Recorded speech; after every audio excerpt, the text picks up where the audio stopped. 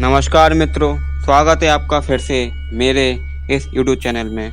मित्रों, आज के इस वीडियो में हम बहुत ही खास जानकारी आपको बताने वाले हैं, या जानकारी कह लीजिए या ज्ञान कह लीजिए। देखिए, ज्ञान के ऊपर मैंने पहले भी बहुत सारी वीडियो बनाई है। एक वीडियो मैंने पहले ही बना के रख दी है, तो आप उसमें जान सकते हो कि ज्ञान क्या है। वैसे जो मैं बताने वाला हूँ वो किसी ज्ञान से भी कम नहीं है, तो मैं वह आपको ऐसा ज्ञान दूंगा तो शायद ही आप जानते हो, या जानते भी होगे तो भी अब आप बहुत ही गंभीरता से लेने लगोगे। मित्रों, मैं परम सत्य के साक्षात्कार के बारे में बात करने वाला हूँ। जी हाँ मित्रों, तो मित्रों, आपने सुना होगा कई लोगों के मुख से कि भगवान तो निराकार है, उनका कोई रंग रूप कोई आकार कुछ नहीं है। और कुछ लोग कहते हैं कि वह एक प्रकाश है, कुछ कहते हैं नहीं, वह तो हृदय में वास करते हैं। कुछ लोग कहते हैं कि ओम ही सब कुछ है, ध्वनि ही सब कुछ है। तो आखिरकार सत्य क्या है? व्यक्ति परम सत्य का साक्षात्कार किन रूपों में करता है, तो यह जानना आपके लिए आवश्यक है। और इसकी पुष्टि स्वयं भगवान श्री कृष्ण के द्वारा हुई है। जी हाँ, सुखदेव जी बताते हैं, और भगवान श्री कृष्ण का यह ज्ञान आज हम जानने वाले हैं। स्वयं भागवत में यह श्लोक आता है जो मैं आपको अब सुनाने वाला हूँ। जी हाँ, उनकी बातें उनका मुंह, तो आप ध्यान मत दीजिए। अगर आप हिंदू हैं तो भगवान श्री कृष्ण की ओर नजर डालिए। श्लोक में आता है, श्लोक कहता है, वदन्ते ततत्त्वाः वेदाः स्ततैवं यज्ञानमदयम् ब्रह्मेति परमात्मेति भगवानेति शब्दतेः। हाँ मित्रों, व्यक्ति परम सत्य का साक्षात्कार 3 रूपों में करता है। पहला पर ब्रह्म, जी हाँ, इसका ना ही कोई रंग है ना ही कोई रूप है, यह निराकार है।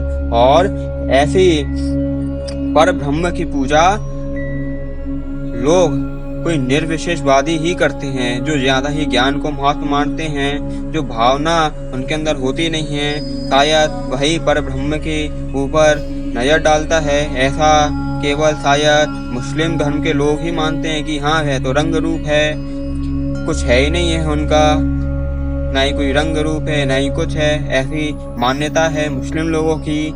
लेकिन यहाँ पर आगे आता है, आगे यहीं खत्म नहीं होता। मुस्लिम लोग कहते हैं कि बस पर ब्रह्म ही निराकार ही है परमेश्वर, और कुछ नहीं, यही सत्य है। एक कहते हैं कि यही सत्य है और इसके आगे और कुछ है ही नहीं है। लेकिन भगवान श्री कृष्ण और भागवत में जो लिखा है वह गोपनीय है। जी हाँ, आगे भी आता है, आगे मैं आपको बताता हूँ क्या है।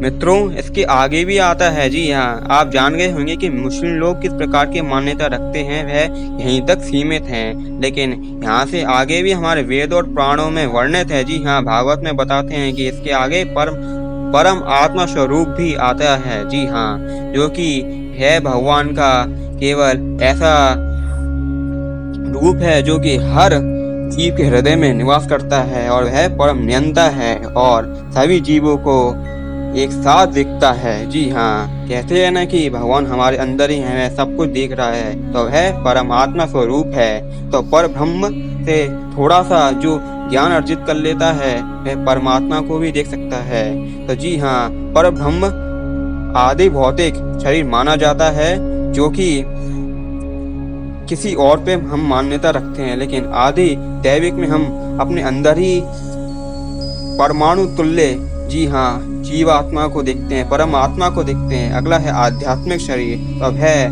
मैं आपको बताता हूँ वह क्या है। जी हाँ, अगले हैं भगवान। जी हाँ, भगवान, स्वयं भगवान, वो विश्व रूप भी कहलाते हैं, विराट रूप भी कहलाते हैं, और वह सब कुछ है। वह अंत भी नहीं है उनका, वह अनंत है, वह अजन्मा है, अविनाशी है, शाश्वत है, पुरातन है। जी हाँ, इनके बारे में ही हमें जानना है, इनके बारे में ही जानना हमारा लक्ष्य है, और इनके बारे में ही जानना हमारा लक्ष्य ही नहीं, परम लक्ष्य है। जी हाँ, जिस प्रकार आत्माओं के नियंता परमात्मा है, उसी प्रकार लक्ष्यों के नियंता परम लक्ष्य हैं। तो भगवान श्री कृष्ण को परम लक्ष्य बनाइए। जी हाँ, तो भगवान श्री कृष्ण ही वह भगवान है जो एंड में आते हैं, और आपको उन्हें ही जानना है। तो इन सबको सूर्य के दृष्टांत समझाया गया है। जी हाँ, सूर्य के भी 3 भाग होते हैं। पहला सूर्य का प्रकाश, और दूसरा सूर्य की सतह, और तीसरा सूर्य लोक स्वयं होता है। जी हाँ,